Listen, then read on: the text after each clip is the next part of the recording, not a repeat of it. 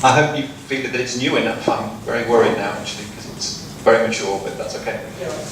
Good evening. Dzień dobry. My name is Chris'a Poole'a. I am here for the first time in Poznań, actually. It took me a little bit longer to arrive because all the roads are in pieces and all that, but we made it, which is great. Really pleased to be here with you. I've been helping support the PMI branch in Łódź for the last few months, and I was kindly invited to come and speak with you this evening. I am English, so please help me if I'm going too quickly.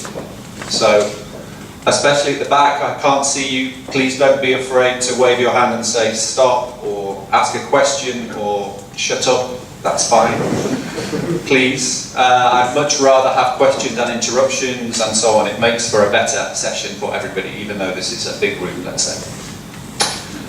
Okay, so we have something to share with you. I'm not sure how familiar it will be for some of you. So before we start, it'd be nice to get to know you a little bit. So, can you please raise your hand if you work in IT or connected with IT, just so I can understand who's in the room? Okay, maybe 50%. Excellent. Let's say HR, maybe? Anybody in HR? Oh, that's a shame. Oh, reluctantly, the only HR guy in the room. Well done. Finance, anyone from finance? A couple, okay. Manufacturing or engineering, let's say. Okay, we have a few. Let's say project management. Fantastic. Quality, anyone from quality? Okay, some people are putting their hand up every time I say something. I consult to anybody who wants me, no problem, right, okay, very good. My background is manufacturing originally, so I studied engineering and business, and then have worked with a company on and off for the last nearly 20 years, so we're going to talk a little bit about that. Just to understand your background, so we know, let's say, what you do today. How many people are familiar, let's say, with continuous improvement or lean or whatever as part of their daily work, let's say? Okay, so half or so. And project management? Project management, almost everybody, I guess, in some form. Okay, very good. So the purpose of this evening is to share with you a little bit about what I do, let's say, every day, what my business does. But also a little bit more about the company history as well, because we developed something 20 years or so ago called the performance system. And I'd like to share with you a little bit about that and the kind of work we do today with other people. I'm sure you'll see some things that are familiar, but hopefully also some new things, let's say, hopefully. So the key point, however, is that the principle behind the success of this process is how you engage people inside of this process. So although you will see some technical things, we will talk a lot about how we engage people in supporting those technical things, let's say. So once I tell you the story, all will become clear, I guess. I've done a few talks in Poland, and I know you're very polite people, and you don't like to ask questions unless I pick on you. So sometimes I might pick on you, okay. Especially you. And HR, because he's the only HR guy in the room, right? So he deserves everything that we give him. Okay, good. So let me tell you a little bit more about myself, I guess. So is there a pointer on this one? Is this the green one? Ah, perfect. So as I say, operational business excellence background. Started off in industrial engineering, process engineering. Moved into what we call a performance system specialist, so a kind of internal coach, let's say, within the company, and then helped support that on a corporate basis, managed some plants, managed a business, and now I spend my time with other businesses, let's say, outside of my own company. This is a woolen mill. So the company that I joined when I left university is a textile and chemical manufacturing company, and this mill is in the southwest of England. And it's very old, 1218. So even for Poznań, actually pretty old, right? You've got lots of history here. So they've been making woolen products on this site for many hundreds of years. And some of the products that this company makes are the felt that goes on the outside of tennis balls. So If you play tennis and you use Penn or Wilson or Dunlop Slazenger or so on balls, that's our product. If you like to get drunk and play snooker and pool in a pub, the best cloth is our cloth. So all of the worldwide tournaments that you see on TV is Milliken product. So this green stuff. And you'll see the name here, it's a Scottish name. That's the brand name for that product. So when you watch it next time on TV and you see this name on the table, you can say, I met the guy that makes that cloth. How exciting. So you'll know that next time, right? Okay. There's only one reason for having a picture of this famous person on there, because Liverpool's my team, so I just put it up there just so you can get to know me a bit better, but no, for no reason other than that, let's say. Okay, we're going to talk a little bit about some awards later on also, because one of the things that Milliken likes to do is to use benchmarking to help push itself. So we do lots of benchmarking with other companies, with outside organisations, and we like to win things. We find winning things helps, let's say, incentivize people. So one of the things we've won a lot of are these awards for the systematic process we're going to tell you a little bit more about, let's say. Okay, Milliken has an organisation within it which is called Performance Solutions. So I work for Performance Solutions, and we basically are a consulting company within the manufacturing company, which started a few years ago. And we have offices in the States and a couple in Europe, and we basically support lots of global clients, let's say. Some examples of some of the clients, so you'll see some steel companies and paper and packaging and healthcare and so on and so on. We do lots of work in business processes and manufacturing processes, let's say. And this company, Sunoco, is the one I'm working with in Łódź right now. So they have a large plant, nearly 2,000 people in Łódź, so I'm working with them right now. A little bit about Milliken. So it's a mature company, American company, 1865. And between 1865 and 2007, there were 3 CEOs. There was grandfather Milliken, who was this guy, then father Milliken, if you like, then son Milliken, Roger Milliken, and he was in charge for 71 years. He retired when he died 3 years ago, 98. He retired when he was 98. So, as you can imagine, it's a very unusual company, very, very strong values, very traditional in some ways, let's say, but in other ways extremely forward-thinking and very consistent, stable, right? So it's quite an unusual experience to work for a company like this when today most people are moving on regularly. And I know in Poland especially, it's almost expected that you move company and change role regularly as part of enriching your CV, let's say. So this is a different situation, I guess. And they started in New York and then moved to South Carolina, and they're still in South Carolina now in the States. Reasonably sized company, 7,000 people, but global, let's say, many different locations around the globe now. They make all sorts of products, so textile fabrics of various types, interiors, workwear, industrial fabrics that go inside tyres, for example, airbag fabric, so you all have a car, I guess, with airbags in it. That fabric will be Milliken fabric, for example, okay? We also make lots of chemicals, so anything that's made of plastic and is clear, not cloudy, has got Milliken chemical inside it. So we make the clarifier, and we also make the colorant. So if you've got anything like a Lilt bottle, maybe, or a 7-Up bottle, you know, it's green and clear, that's got the colorant and the clarifier in it that Milliken make. So we don't have our own branded products so much, but we do things inside of other people's products, let's say. Okay. And we have 48,000 different products. So a huge amount of innovation, let's say. A little bit of history. 10 years ago, there were 8 competitors that we had in our US markets, which is one of our biggest markets, with sales over $1 billion, so decent sized competitors, let's say.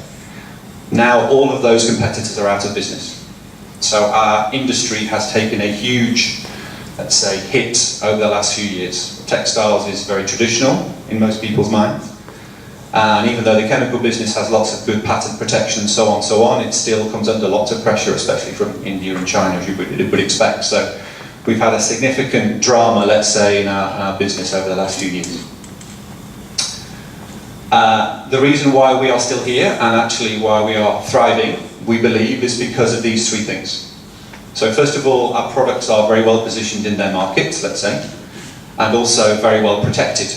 So it's difficult to copy because we have a lot of money goes into intellectual property and so on and so on. Secondly, our philosophy is that we have 7,000 employees, we call them associates, and they are problem solvers.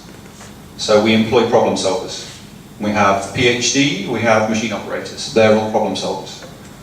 So Mr. Milliken's philosophy for a long time has been, how do I use the intellect and the innovation potential of all of my people? I have 7,000 of them, how do I get the best out of them?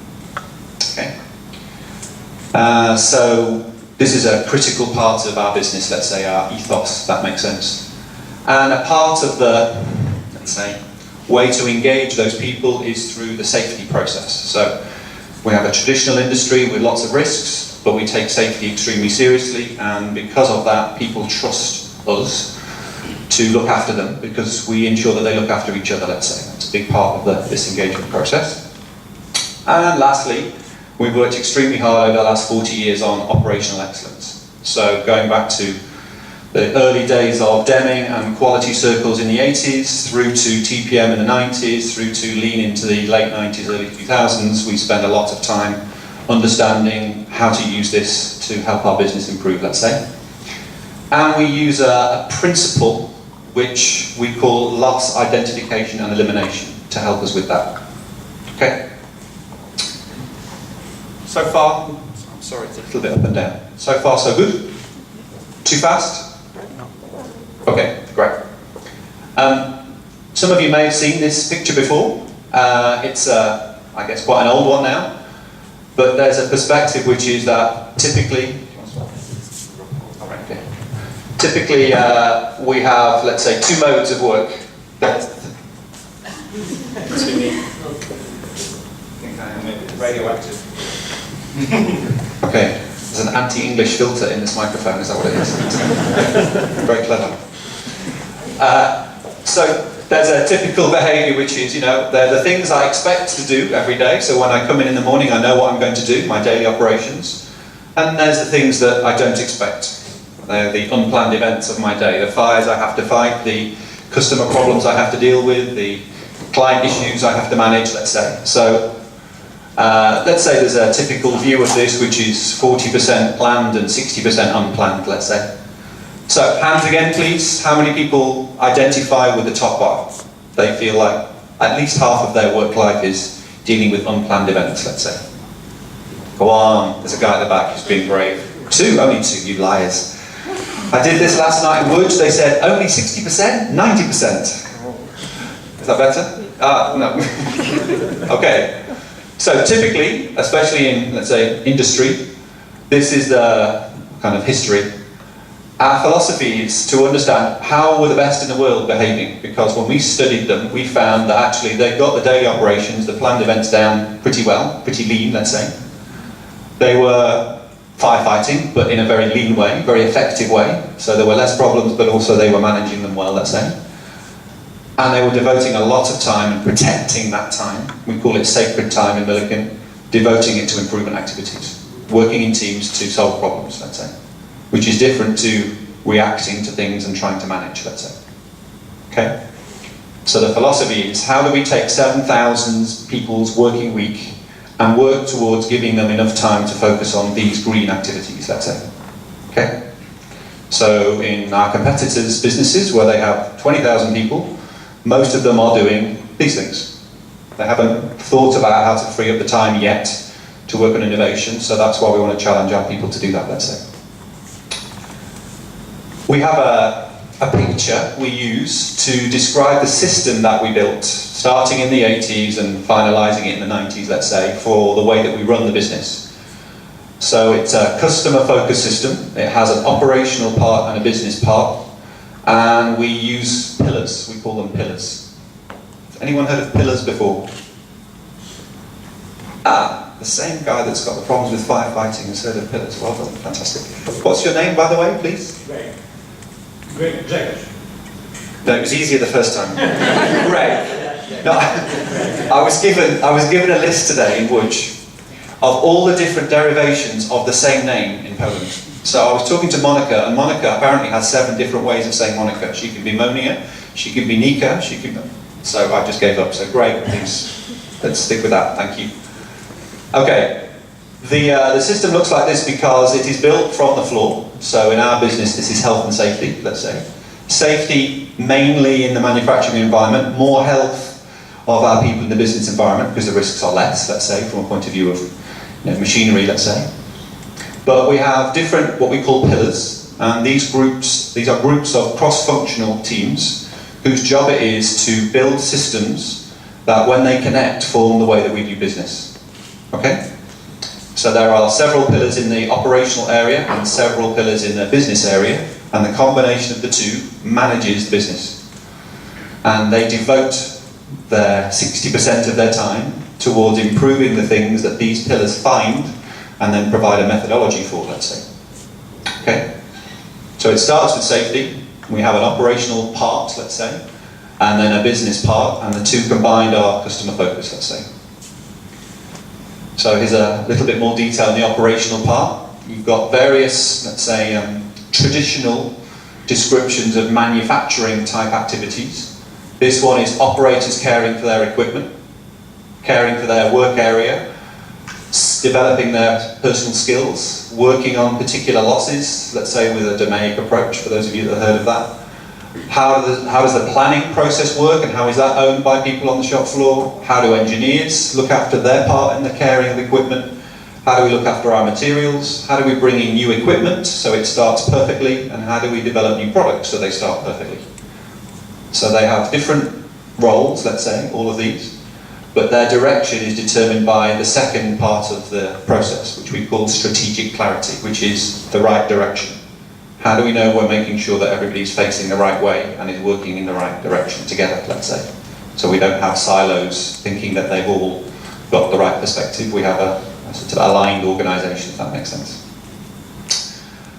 Similar with the business, same principles, but we have fewer pillars. There's a strong lean one in there for sure, but this is also new products within the business process environment, skills development for our business process owners, and so on, let's say.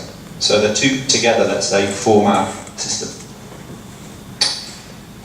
The foundations of the system are several, and I'm going to take you through a few so you can kind of get a feel for it. The first one is that there is no option about owning a piece of the system. If you are an employee, you have a contract which is determined when you first join us, and that includes a safety ownership and a system ownership, let's say. So if you want to work for Milliken, you have to understand that they're the two things you will agree to comply with, let's say. So you will come, you will work in teams, you will use your brain, you will be creative, you will observe safety rules, you will take a piece of ownership of the process, and we will pay you handsomely for that, of course. But also we'll encourage you to share what you're doing and collaborate. That's part and parcel of being part of the company, let's say. Secondly, we have a philosophy of thinking about what's possible, called the zero loss thinking, let's say, philosophy. Meaning we will not be constrained by traditional standards or definitions of what's possible. Our job is to keep challenging that, let's say. Our competition may be happy with the standard, we have to beat the standard because that's how we're going to stay in business. So we'll talk a little bit about that in a minute. Thirdly, that everything we improve, we use a standardized, structured, systematic process, step by step, visual, easy for anyone to understand and communicate, let's say. So it has to be, and let's say, it has to be engaging, it has to be approachable, otherwise why do it? And that actually is more difficult than it sounds. It's more difficult to make things simple than make things complicated. Fourth, fifth and sixth, I guess, whatever we do must be highly visual, and if we're going to make it visual, it needs to be touched every day. We're not interested in wallpaper. So it looks pretty, but no one ever touches it, no one ever uses it. It needs to be functional. So when we make something visual, it has to be touched every day. Otherwise, we don't put it up. Next, it requires a significant amount of leadership and support, resource-wise and commitment-wise, for sure. But everybody owns their piece. Let's say. So this is not a management-driven, management-owned process. This is a 7,000-person owned process, let's say. Okay. I know the English is clear. Are the principles interesting? Could you tell something more about highly visual touch day? What do you mean? I'm going to show you some pictures. Okay. That's okay? To be highly visible. In a little while.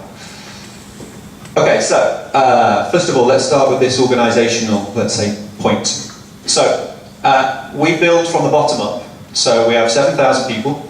Our challenge is how do we engage those people every day in being focused on improving what they can control, let's say. We do that by ensuring teams is the way we do things. We start with safety because it's very important. We have something we call purposeful play. So we try and create time for people to create solutions to problems, but with a purpose. It's not just getting drunk and playing pool, as long as there's a good idea at the end of it, right? So that's the point.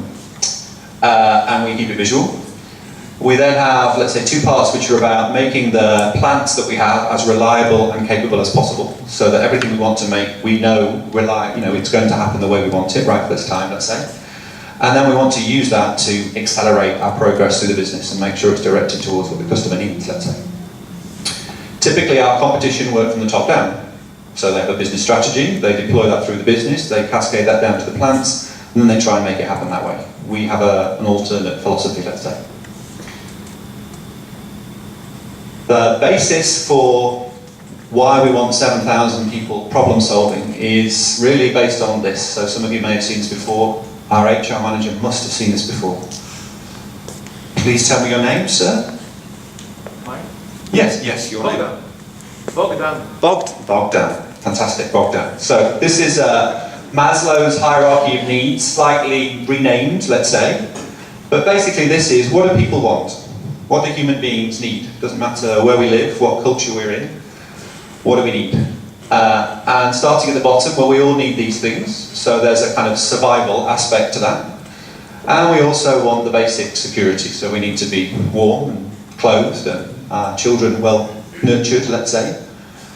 And this comes from our pay packet, normally. We work to earn money to get at least this, right? So we can survive and feel secure. And everybody has that, let's say, if they are in the right situation. But there are 3 more levels that are interesting. First of all, that human beings in general, even if we are introverts, and we like to sit at the back quietly, great, we still like to feel part of something. Because you're still here, right? You could be out in the dark by yourself, let's say. So typically, the human being has a part of its nature which is satisfied, or it seeks to have something social about what it does, let's say, and feel part of something. So we want to access that. So that comes from working in groups and feeling part of a shift or a team or a cross-functional process team, let's say. So that's fine. You can feel part of something. I'm sorry, Greg, I'm going to pick on you now because you told me your name. The next part is, do I feel respect for myself? Greg, do you respect yourself? Do you feel positive about your talents and abilities? Fantastic, I can feel that. But also, how do we feel about each other? So it's all very well saying, I feel part of something, but if we don't actually respect each other's views, experiences, treat them properly, trust people's perspectives, let's say, then we're not going to, let's say, get very far. So there's an aspect of this esteem, let's say, which is personal esteem, but it's also about how you are treated by others, and so on, let's say. And then the last part, which is a little bit wordy, so we say self-actualization, it's not a nice word, is personal development. So yes, I have clothes on my back, I have food in my fridge, I have a house where I can live, I feel I have a part of something, whether it's a community or a work situation. I have some self-confidence and respect of myself and others. That's fine. But there's another part which is I want to develop what I have. So I want to learn new skills, I want to learn how to solve problems, I want to feel appreciated for my knowledge, let's say. So we want to try and encourage all 5 of these things with the way that we treat our people, let's say.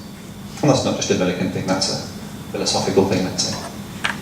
So the basis for engagement is how do we encourage these things as well as paying for these things. And if we do both well, then we will get the best out of people. That's the principle behind it, let's say. Still okay? I'll step over here because I'm turning my back on you, so. Here's some examples of doing things together. Now, I'm not sure whether it works better actually if I do it like this. That'll be why. Give me a second. Open the PDF first. Give me a second.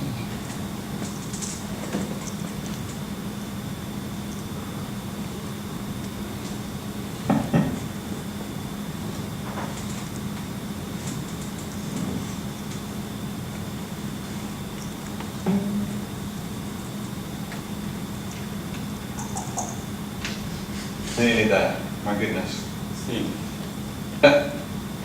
Yeah, no, I don't know which page it is, so I can't pick it out. There you go. So, one of the things we do an awful lot of, and this is one example, is education sessions on problem solving. Oh, now it's too quick. Excuse me. There you go. Not just for lean, but we play games to learn all sorts of problem solving skills. We find that over the years we've worked out which tools work and which don't work. So certain tools are now banned from Milliken. So you won't find people using, for example, an Ishikawa diagram or using a loose brainstorming technique, because we found that actually it takes up so much time that we never get to the solution because we're too busy getting excited about all the problems that we've discussed, let's say. So we've tried to apply some lean thinking to our problem solving approach, let's say, and we use some very specific tools which we found work best for us. And we spend a lot of time teaching people about those, let's say. Second thing we do a lot of, as you know, we talked about safety. So we try and use games to help people appreciate their own behaviours and what it might be like to have to live without certain things, let's say, as a little example. We also do a lot of work with our community. So this is an example of one of the products that we make. And don't worry, she didn't get hurt. Because the product that we make is an airbag jacket. So we supply airbags that go inside the jacket, so if somebody does have a fall, they're protected from the fall, let's say. Okay, so the airbag blows up when it needs to, if it's needed, let's say.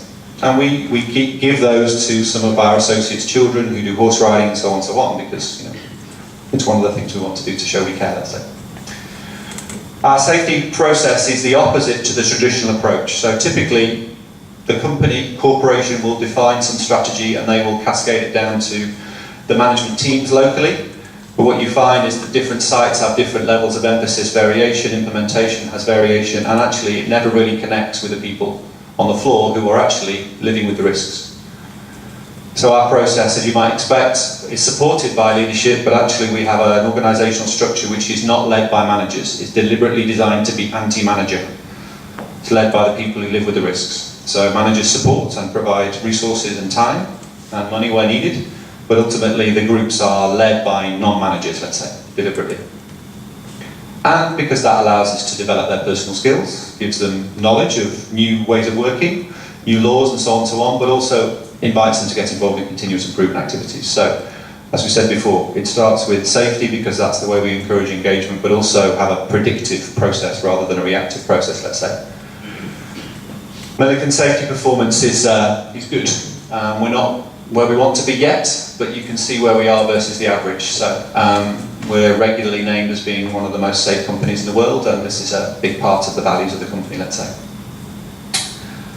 Okay, zero loss thinking. A few more questions, I'll come over here now. IT people, can you put your hands up again for me, please? Come on, don't be shy. I know you were sat right here, I saw you before. Thank you at the back. Is that for you again, Greg? Oh my goodness. Sweet to give me a special badge, I think. So, IT. Tell me what you think the word or the principle of loss or losses might be in your environment. So what do you think a loss might be? Perfect. Okay, so if you heard that was a loss of data as an example. So we're managing a transaction or we're managing a project, let's say, and data is essential to the success of that transaction or project, let's say, and we lose some. So as a result of the loss of data, what happens? For example, the business not working perfectly. Yeah, so would you could get some delays? With the customers. You might get some delays, Yes. or a customer complaint, or lose time and money. Okay. So there's a loss of data, but that leads to a loss of confidence, maybe from the customer, loss of time, loss of money. Okay, perfect. Who else did we have? HR manager. I just remembered. Can you give me an example of a loss in the HR world, let's say? Well, not talking about loss of people, in that sense. Loss of communication between different departments of the company. Perfect. So because of a misunderstanding or miscommunication, let's say, you may end up with a problem that you wouldn't have had if we could have communicated perfectly, let's say. Can you give an example? That seemed to be close to the top of your mind. So did something happen today at work you want to talk to us about? In fact, I'm not an HR specialist. I'm a project manager dealing with implementing of HR systems. Okay. But as I can observe in my clients, sometimes different departments cannot communicate because they don't like each other. Okay? But it's not personal normally, right? They just have their own view of the world. Yeah. Okay. So, communication loss, that's a good example. I'll show you some more in a minute, but the principle is that we want to challenge the accepted norm, the accepted standard, the traditional, let's say, target or limits, let's say, in order to push ourselves further. That's the point. So, I think there's a little example if you play golf, I don't know if you do, but you don't win 18 majors like Mr. Nicholas does by shooting to standard, let's say, every round, right, an even par. So, our philosophy is, let's think about some other examples of zero loss. So, for example, anybody in here sell anything? Yay! 3 salespeople, okay. So, an example of a loss in the sales world would be, we received an inquiry from a customer, but we were unable to convert that inquiry into an order, for some reason. Okay, so that would be a loss, because we could have got that sale, we could have got the billings, and we could have got the earnings, let's say, yeah. So zero loss in this example would be, we never lose a sale. Whenever we get an inquiry, we make a sale. Okay. Next one for those, I think there were a few engineers in here maybe. So in the manufacturing world, or maybe even the hardware world for IT folk, it never breaks down. Whenever it stops, we plan for it to stop because we're in control of the stop. Yeah, that would be a zero loss in that situation. When we're talking about materials or information flow, only the right materials and information flow to the customer, because that's all we have, that's all we do. There is no waste lost along the way, let's say. We don't rework, we don't make extra, we just provide what we need to the customer, let's say. Zero defects or errors, zero complaints, zero safety accidents, zero excess inventory. So we may need some inventory to make sure the business is fluid, but there's a level above the minimum, or whatever that might be, which is excess, so that's another example. That's a bit more general, but if you have processes that are not focused on giving the customer the best experience, then potentially they are losses. Why do it? If the customer's not going to benefit, why are we doing it? And that's commonly a point you made about different departments having their view of what the customer might want, let's say. But actually, is it what the customer really wants? Anybody buy stuff? Anybody in procurement or in charge of spending lots of money on behalf of their organisations? Very good. So, if we pay more than the minimum price available, then that's a loss, right? We paid more than we should for a service or a product, let's say. And then last one is, and I'm sure this is felt by the IT guys, we have a schedule of something we need to deliver, a project, a product, let's say. Any deviations from the plan are losses, right? Sorry, it never happens, right? Okay. Okay. So these are a few. There are many, many different kinds of losses. The point is, in whichever arena you work in, you have them. The challenge is how to identify them, measure them, prioritize them, and then attack them. Okay? That's the principle of zero loss thinking, let's say. I really like the athletics. You know, we had a. By the way, did you enjoy our Olympics? We can say. Did you enjoy our Olympics this year? What did you think? Did you get to see any of the coverage? Or yes, yeah. Nice. I understand the Paralympics wasn't so well covered. I couldn't get to the Olympics, but I went to the Paralympics. But it was amazing. So I'm glad you enjoyed it. You know, you did pretty well. Back in the 60s, it was felt that for what, nearly 20 years, and this was Mexico, when they were running at altitude, so that was the reason why apparently they ran so quick, let's say, that around 10 seconds was the limit. We cannot go faster than that. Man is incapable of going any faster without drugs, let's say. And we made some small improvements over the next few years, but they were really incremental. And then this guy came along, 6'5", takes 10 less strides than everybody else and still gets there in I think it's 5'9" is the record now, right? So he changed what we think about what is a standard, what's possible, as an example, and may still go faster, let's say. Okay, so in summary, we describe a loss as it's an opportunity to improve what we do for the benefit of our customers and stakeholders, so internal and external customers, let's say. Where we can, we try and represent it in financial terms. So within Milliken, we try really hard to put a financial number on it where we can. It's not always possible, but where we can, we do that. And therefore, any activity that's not directed at this must be a loss. And we are brutal about things we call losses, let's say, in order to establish the potential, let's say. So in kind of financial terms, let's say, a little story, typically people will measure what they actually spend on something. They may have defined some kind of standard for how much it normally costs to develop a product or to deliver a product, let's say. They may have some kind of budgeting process which may be slightly more adventurous than the standard. And then there's the zero base. So if we had zero losses, what would we end up costing? So all of the costs there, the customer would cover completely because there's no losses in there, let's say, and we get the most margin. Yeah? So traditionally when people look at cost, they think of it in terms of families such as labour, supplies, energy, materials. But it's typically by silo, and different people own different bits to a degree, let's say. Our philosophy is not to look at the categories of cost, but to look at the events that drive the cost. I'll say that again. So the event itself, the miscommunication, the error, the delay, the stoppage, the whatever it might be, they're the things that consume the cost. Okay? So it's the events themselves, not the buckets of cost. The buckets of cost are just the result, let's say. So our philosophy is to understand what loss events do we have. And if we can understand those loss events and prioritise them and eliminate them, then by definition our cost gets better. Okay? So we don't obsess about cost, we obsess about loss events. That's the different philosophy, let's say. Okay? Some examples in manufacturing, but there are loads in your environments as well. So machine-related losses, for example, we can see some of those. Everybody clear on the concept? Because when I asked about losses before, not so many people had heard of them. So do you understand the principle at least? Yeah? Okay. There's some examples of some material losses as well, and so on and so on. So that means we redefine now what we think is possible. Yeah? We have our actual cost, we've determined what our zero base is, but now we understand what these loss events do in terms of consuming the traditional families of cost. So it's these loss events that consume parts of labour, energy, supplies. So we eliminate those, we eliminate this. Rather than thinking, how do I get rid of labour? You think, how do I get rid of the events that consume my labour? And then what am I going to do with that time?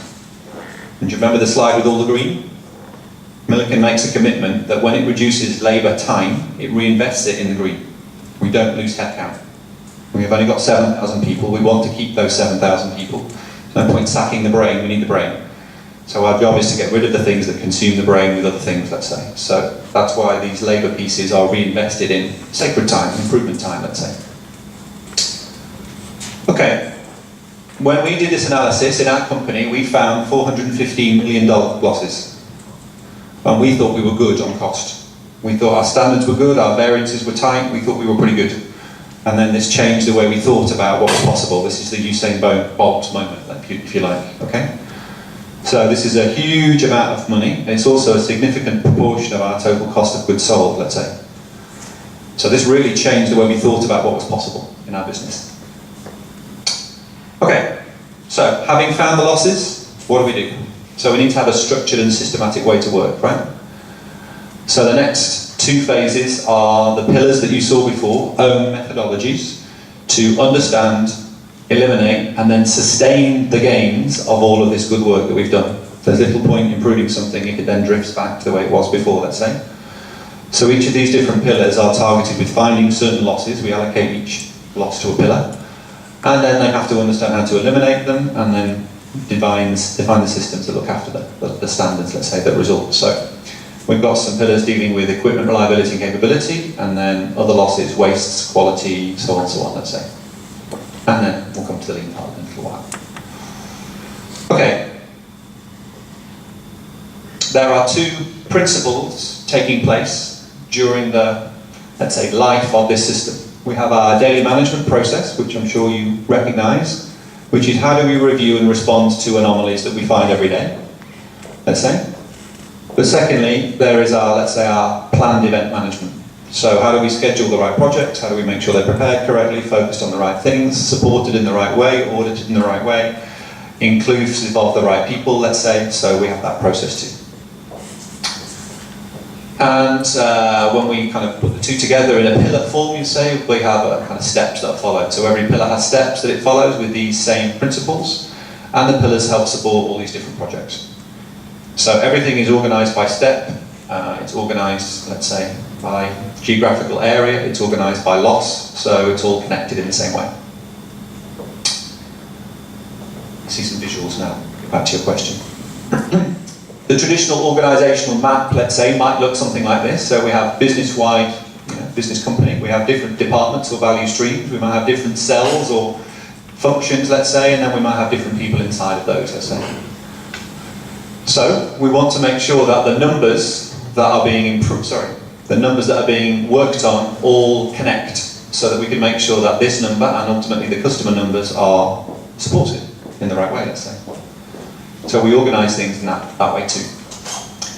And then we make sure that the process for reviewing and touching, responding to these things are managed in a visual way. So at the business plant level, at the local department level, and then at the sort of individual level.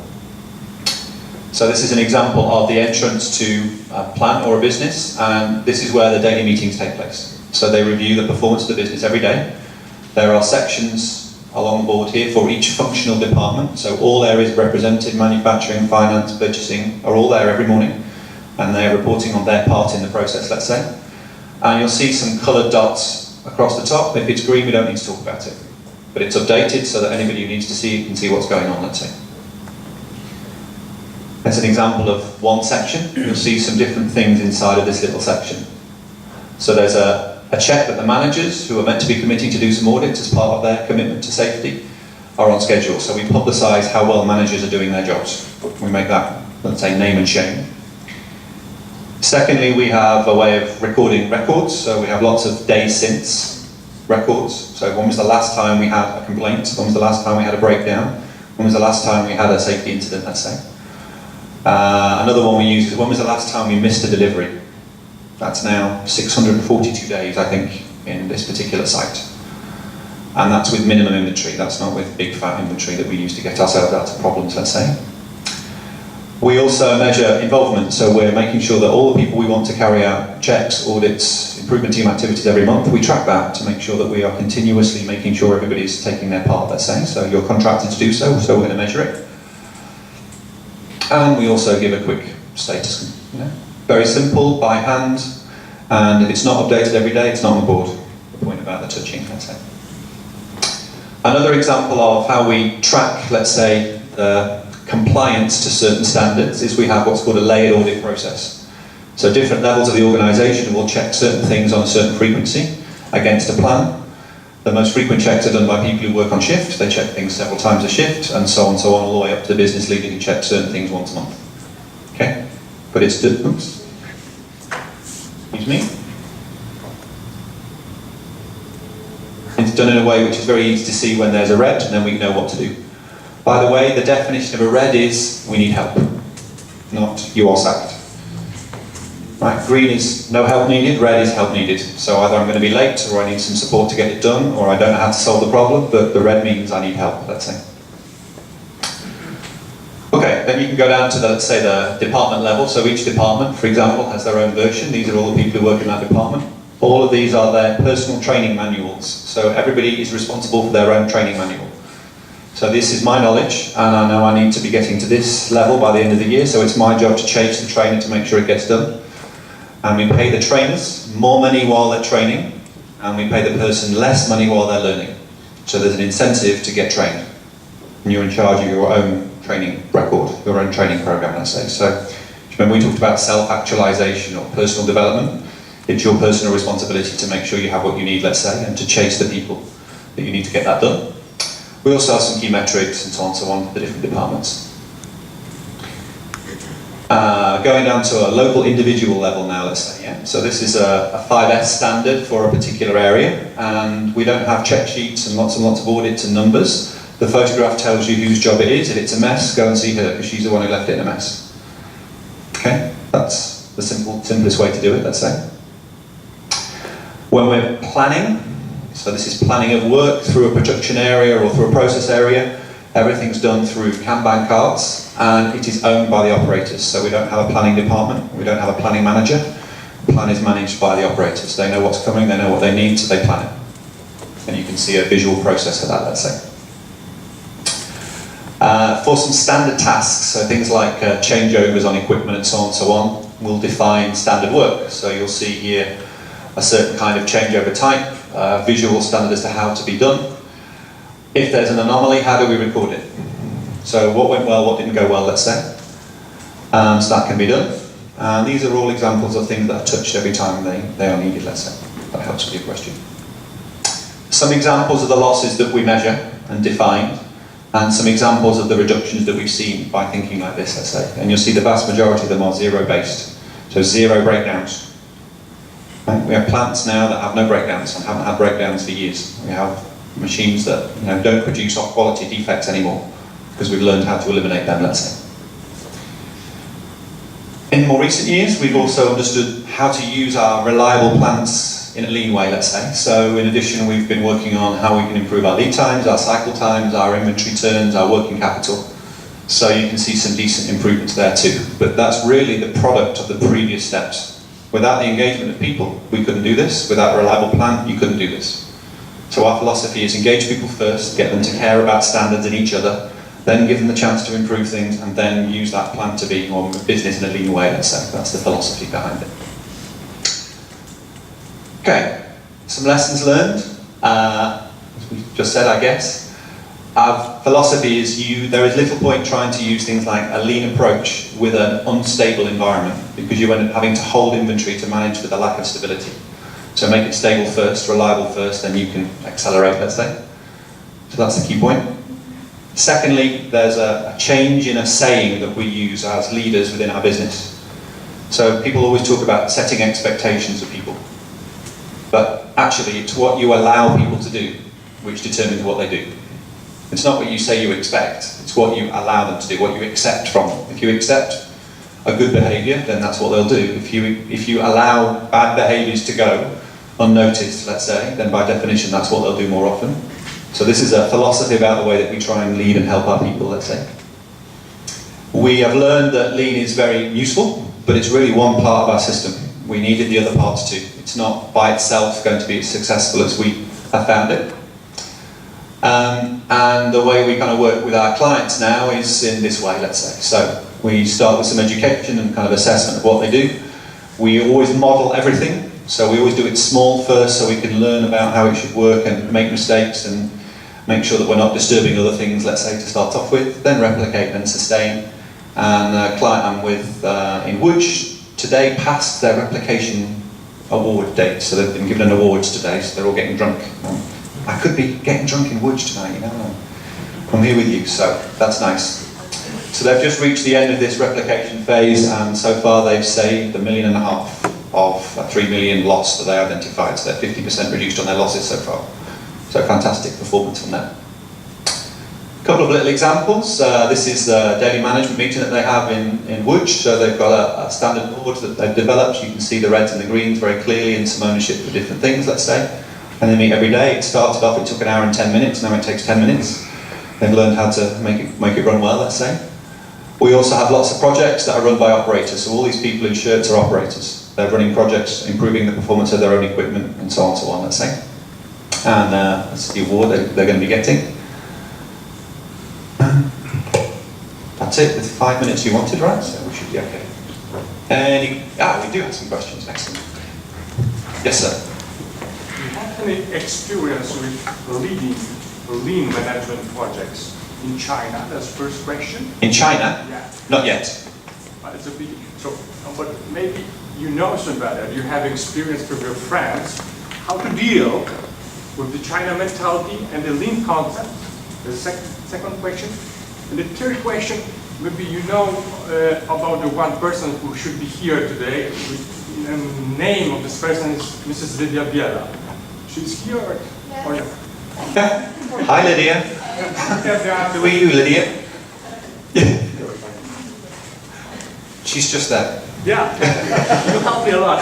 I've answered the third question for you, right? The first question, I've not worked in China. Secondly, can you give us a bit more detail about what you call the Chinese mentality, so we can all share the same view? This question, but this is not so easy to answer in the one or two, let's say, sentences. So when we finish... Sure. Okay. I think we're going for a beer and a sandwich as well. If you want to come and join us, that would be fine. Okay, thank you. No problem.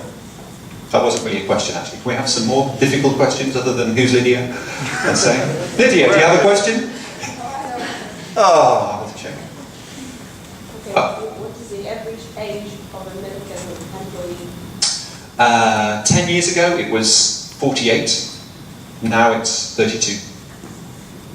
So, obviously, a lot of retirees. We had a very, and especially in the textile mills, not the chemical mills, let's say. When I first joined the company and I was working in my plants down in the very old plants, you had several generations of the same family in the mill. It was very traditional, very hierarchical, 7 layers of supervision. Someone earning €1 an hour more than anybody else, you know, for cleaning a pit or something, you know. Now the organisation is very flat. So basically there's really 5 levels from an operator to Mr. Milliken in the company, very much flatter. And also we've had a lot of people retire now, so we're bringing young folk in, let's say. So quite a big change actually the last few years. Good question. Yes, sir. How do you deal with people new to the company and new to the values the company represents? What's your opinion about how eager people are to learn these new things and new approach? Is kind of process to learn them, to use this kind of... Great question. So one of the pillars you saw is called continuous skills development. So the first thing that happens when a new person is being considered for a role, if it's an operator, the operators they're going to be working with interview them.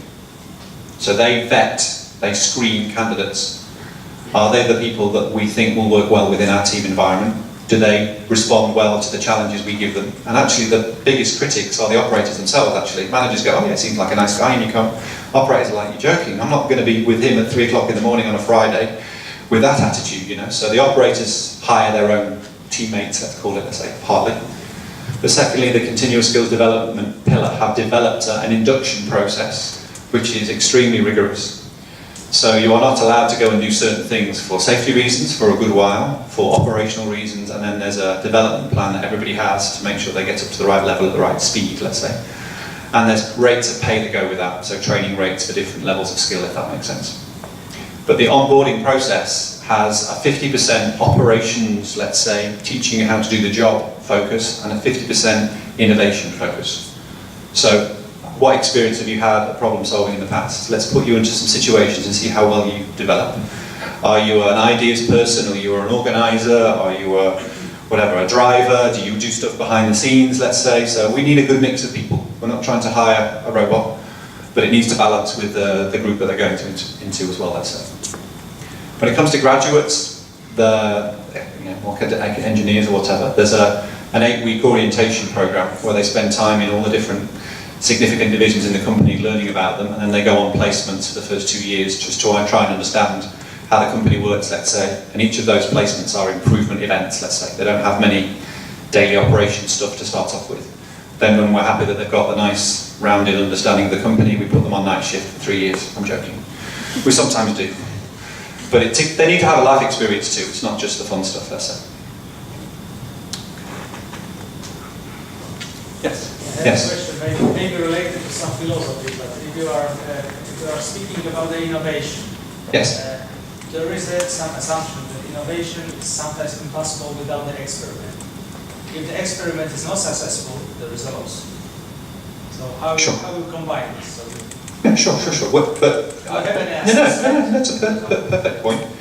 I think when we say we are zero loss thinkers, that's to understand how much better we can get, let's say. Okay? We understand that you have to invest in order to achieve that. So we don't assume that just because we've now measured everything, it'll just become zero by itself. We understand we have to invest in time and resources in mistakes. In fact, there's a strong emphasis on, let's call it, risk-taking. In the right environment, let's say. This is what this purposeful play is all about, let's say. So take some risks, bend things away from where they normally should be, and let's see what we can get it to do, let's say. So, we've invested a lot of money in education of people, but also in giving them time to make mistakes, let's say. Because it will pay for itself. We've proven it pays for itself if you do that, let's say. If you just think about the next 6 months, then by definition you won't invest. So it's a long-term process, and that's why having a 71-year, tenured CEO helps, because he's got time. It's his money, he's got no debt, doesn't owe the banks anything, so if you want to spend a bit of money making mistakes, as long as there's a good outcome in the end, no problem. So we're very lucky, actually, from that point of view. So if I understood you well, you're doing some consulting in English, right? Yeah, so this new company, Performance Solutions, is a kind of wing of Milliken. So 5 years or so ago, one of our customers of our textile products said, can you come and help us please with our culture, because when we meet your people, we really like them, you've got some good performance, you know, you treat us well, we're really interested in how you do that. Can you come and look at our organisation? And the work is still in process, right? After 5 years? No, so this is how the company was first started. So we said no for years, and eventually they gave us a big check and said, it's okay if it doesn't work, but take the money anyway. And we're like, well, we'll try. Because we didn't know, we'd never done it before. We're not consultants, so I'm not a consultant. I'm an engineer, a plant manager, a corporate internal person, but not a consultant, let's say. So we tried it with this one customer. It worked well, so we thought maybe there's a business here. We took a risk, if you like. And it seemed to work well. And so we're still working with that same company, but they are now in the later stages of the process, if that makes sense. And then we started to look for business, and now we are global, let's say. So we've got 60 people around the world doing the same work now. So I'm working with an American company who happens to have a big plant in Łódź, because we're now expanding into Europe, let's say. And now all I do is work in Europe and work with external customers. So teaching people to do their job better, do you see a different attitude in people in different countries? Yes and no. So the question was, do you see differences between different countries? Attitudes and cultures, let's say. The pyramid is the same everywhere. Yeah. But the methods and... Yeah. But how to encourage that and, let's say, nurture that, for sure is different. So, you know, I'm starting to understand the Polish culture, I think, a little bit, you know. I wouldn't say by definition I understand it well. But to start off with, there was a lot of listening that needed to be done. And I spent a lot of time with the operators away from the managers, because it was absolutely a traditional fear of hierarchy, let's say, or respect for hierarchy, if you want to call it that. And they would not speak if the manager was there, but when they were by themselves, absolutely they would speak. So we had to spend a lot of time with them away from the bosses, not because the bosses were bad, in the same way that the other departments aren't necessarily bad, they just have a different view, let's say. So now we are working with, let's say, there's 1,800 people on site, and so far 650 people have been involved in the process so far, of which 50 of those are managers. So there's 600 non-managers now taking part in the process every day. And they're starting to trust the process and trust each other, and the managers are stepping back and back and back. And it's not because they were ever bad people, either the managers or the operators, it's just they didn't know until they were given the chance to try it. Yeah, but you know, you have the same principle, the same processes, but do you use a different methods or tools? We designed the system that the company wants with them. Yes, it's tailored to suit their particular business environment. So we don't just say, you must have. We use their first phase to listen to what they do, observe what they do, assess it, survey it. We spend a lot of time doing little interviews with many people on the shop floor and understanding what they think, how that differs from what the management team thinks. So there's a lot of culture data gathering, if you like, at the beginning to make sure that we understand it. But we also do a loss analysis. So we help them understand the potential for their business, let's say, and then we match the culture and the losses, and then we decide the right steps to follow, let's say. So they don't have all of those building blocks, they've picked the ones that make most sense for them, for their business, and they've got a different, let's say, ambition. So we may only do certain things with them, but it's $1.5 million so far, which is $1 million more than they thought they'd get, let's say. So something's working, but it's tailored to suit the different situation, it must be, you know, so. Have you ever failed? We try not to accept, because not the whole one, but for sure. If you're not making mistakes, then perhaps you're not trying, you know, for sure. But we try to avoid engaging with customers we don't think are ready. So I won't start with a customer that I don't think has the right ingredients, let's say. So if the leadership is not committed, I won't start. Guaranteed failure. If they are looking for a result within 3 months, I won't start, because it takes longer than that, usually.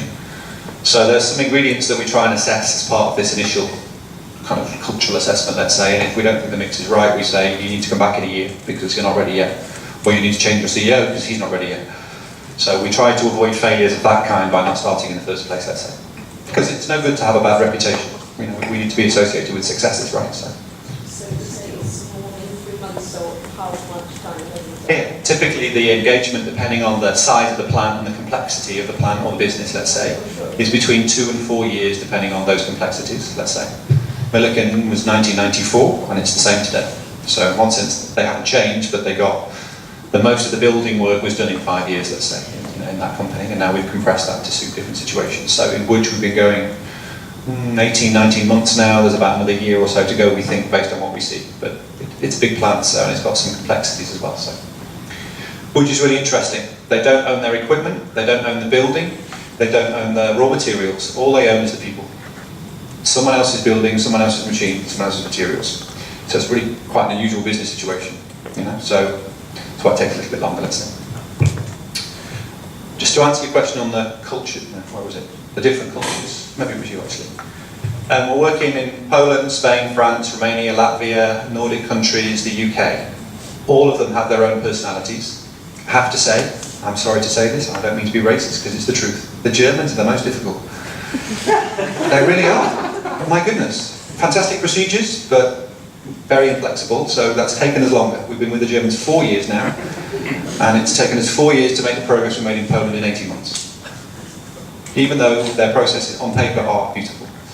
So we're learning. I mean, that's partly our learning too, let's say. So you said the average age of an employee has fallen down. Yes. Is that because of the changes, that the old ones could not sustain them? No, they're retired. They retire at the right age. We don't, as we say, we don't lose people because we need their brain. In fact, we want to keep the experienced ones actually because they're the most often. So, and that 32 is different in different businesses. Let's say, you know, it's higher in some than others, but it's what we call, it's not a nice phrase, but natural wastage. Let's say, meaning they were planning to retire and they retired. Let's say, for sure. Anybody else? I think we need to finish up otherwise, right? So.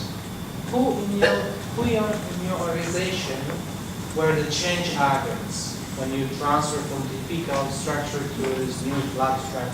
Yeah, so I was an example of one myself, let's say an internal one. Milliken has an unusual organisation.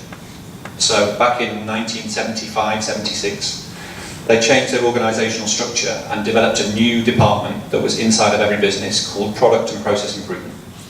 Okay, and that organisation existed 20 years before TPM, Lean, we knew about it. We had this product and process improvement function, let's say. So in every business, typically of a size of 200 people, there were 6 people, and all they did was support improvement activities. They didn't work in a corporate department somewhere, they worked inside of the business, and they worked alongside the people who were working on the processes, let's say. So in some ways, we had the organisation ready to help make it easier to deliver what we needed to. In Wood, we've changed their organisation. So 1 year ago, we altered their structure, we changed their hierarchy, and they've now developed something, not quite the same, but something similar to that, where they've got value stream support people working on improvement activities all the time, let's say, which they never had before. Great question. As far as I know, Chris is going to join us for PM Club, so you can try to refrain him from having a beer and just keep asking questions. But don't be that. Let's go to the far. Thank you very much, Chris.